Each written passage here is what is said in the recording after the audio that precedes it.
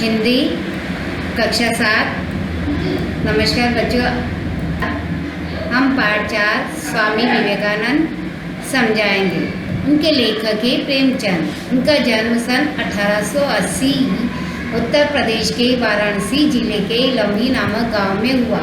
उनका वास्तविक नाम गणपत राय था और उनके साहित्य क्षेत्र में बहुत ही उन्नति करी। उनकी कहानी संग्रह राष्ट्रीयता के स्वर को बुलंद करता था। परिणाम स्वरूप उर्दू की अपेक्षा हिंदी पाठकों की रुचि से प्रभावित होकर हिंदी लेखन को समर्पित हुए। उनके प्रथम हिंदी कहानी पंच परमेश्वर है। लगभग 300 कहानियाँ तथा 12 उपन्यास लिखकर वे हिंदी साहित्य जगत में अमर हो गए। प्रस्तुत पाठ स्वामी विवेकानंद के जीवन पर आधारित है। सन 1863 में जन्मे नरेंद्र की मृत्यु 4 जुलाई 1902 को हुई। स्वामी रामकृष्ण परमहंस से प्रभावित नरेंद्र ने भारतीय नवजागरण की शंख ध्वनि की। आध्यात्मिक चेतना स्वरूप स्वामी विवेकानंद आज भी हमारे पथ प्रदर्शक है।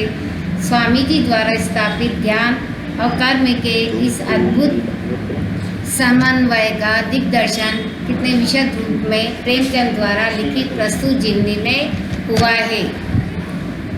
स्वामी विवेकानंद जी का जन्म सन 1863 में हुआ।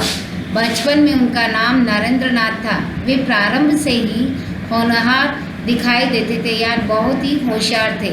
उन्होंने अंग्रेजी स्कूलों में शिक्षा पाई और सन 1884 में BA की डिग्री प्राप्त की।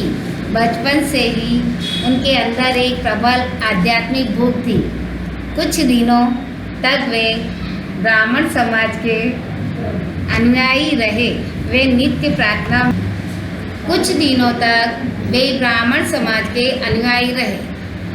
वे नित्य प्रार्थना में सम्मिलित होते थे। गला बहुत ही अच्छा होने के कारण कीर्तन समाज में उनका बड़ा आदर था, पर ब्रह्म समाज के सिद्धांत उनकी प्यास न बुझा सके।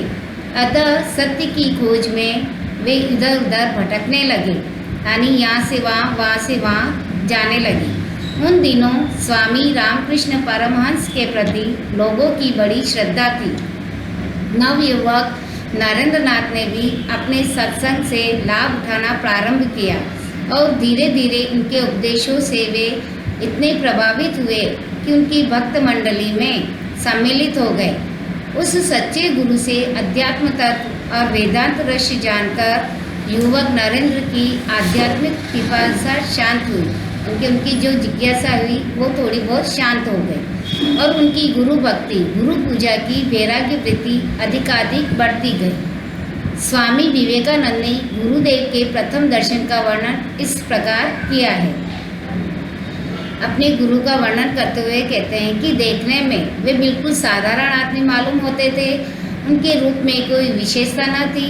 बोली बहुत सरल और सीधी थी और सोचा था क्या संभव है यह सिद्ध पुरुष है। वे धीरे धीरे उनके पास पहुँचे और उनसे प्रश्न पूछते कि औरों से जो पूछा करते थे कि महाराज, क्या आप ईश्वर के अस्तित्व में विश्वास रखते हैं? उन्होंने जवाब दिया, हाँ मैं। विवेकानंद जी ने फिर पूछा, क्या आप उनका अस्तित्व सिद्ध कर सकते हैं? तो जवाब मिला, हाँ। उन्होंने फिर पूछा, कैसे? जवाब मिला, मैं उसे ठीक वैसे ही देखता हूँ जैसे तुम्हें। परमहंस जी की वाणी में बिजली की सी शक्ति थी जो संशयात्मक को तत्क्षण ठीक रास्ते पर लगा देती थी और यही प्रभाव आगे चलकर स्वामी विवेकानंद जी की वाणी और दृष्टि में उत्पन्न हो गया था। नरेंद्र की माता उच्चाकांक्षिणी थी, यानी उच्च आकांक्षा रखने वाली स्त्री थी।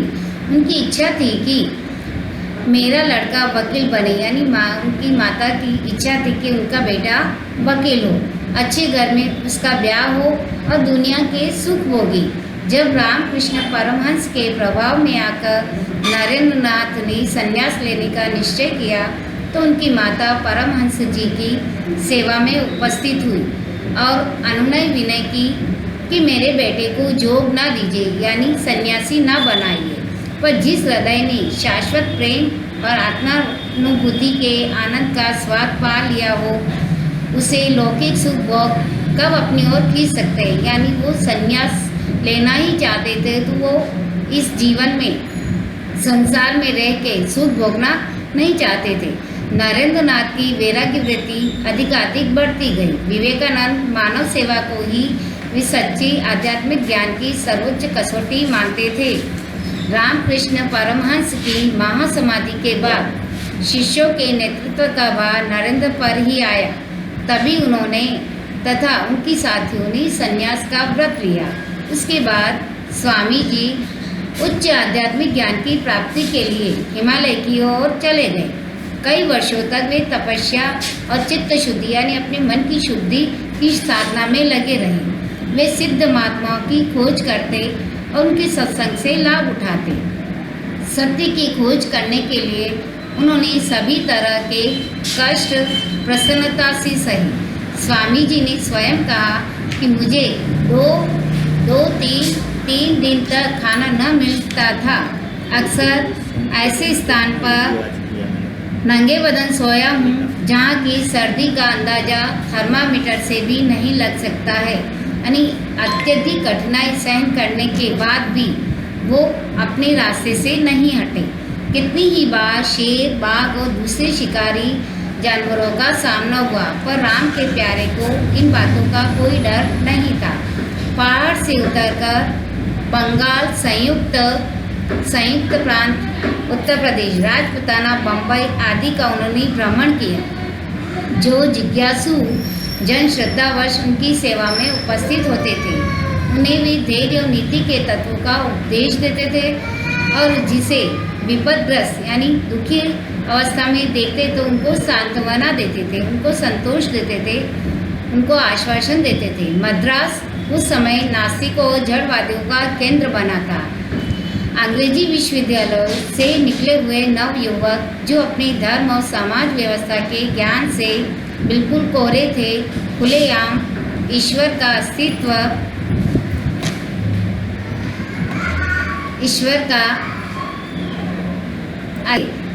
स्वामी जी यहाँ काफ़ी समय तक रहे। कितने ही होशियार यानी नौजवानों को धर्म परिवर्तन से रोका तथा जड़वाद के जाल से बचाया। कितने ही बार लोगों ने उनके वाद विवाद, उनकी खिल्ली उड़ाई यानी हंसी उड़ाई, पर वे अपने वेदांत के रंग में इतना डूबे हुए थे कि उन्हें किसी हंसी मजाक की तनिक भी परवाह न थी। धीरे धीरे उनकी ख्याति यानी प्रसिद्धि नवयुवक मंडली से बाहर निकलकर कस्तूरी की गंध की तरह चारों ओर फैलने लगी।